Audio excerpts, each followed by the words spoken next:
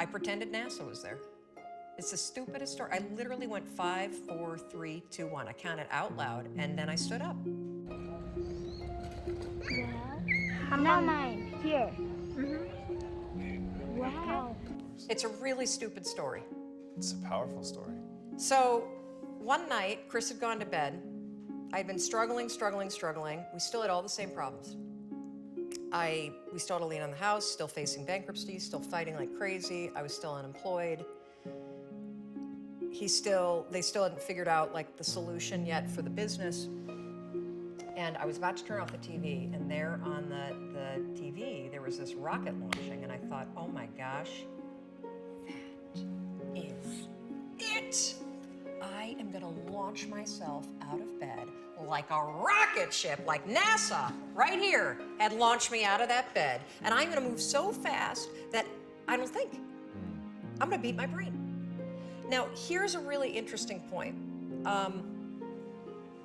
I talk a lot about your instincts and inner wisdom.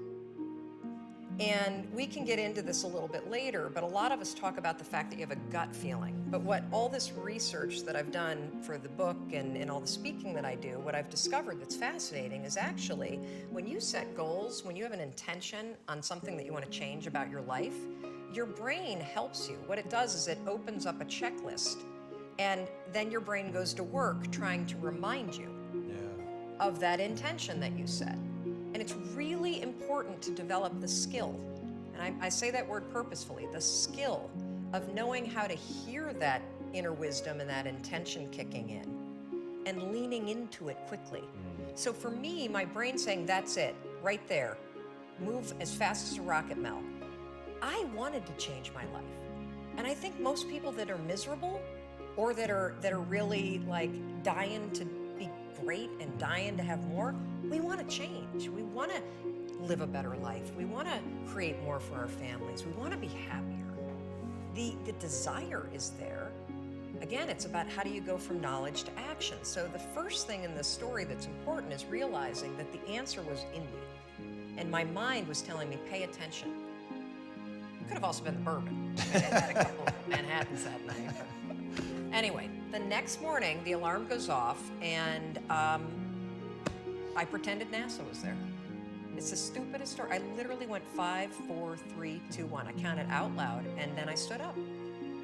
And I'll never forget standing there in my bedroom. It was dark, it was cold, it was winter in Boston. And for the first time in 3 months, I had beaten my habit of hitting the snooze button. I couldn't believe it, and I thought, wait a minute. Counting backwards? That is the dumbest thing I've ever heard in my entire life. Well, the next morning I used it again, and it worked. The next morning I used it again, and it worked. The next morning I used it again, and it worked. And then I started to notice something really interesting. There were moments all day long, just like that 5-second moment in bed, where I knew, knowledge, what I should do.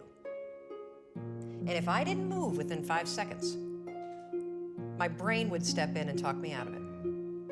Every human being has a 5-second window, might even be shorter for you.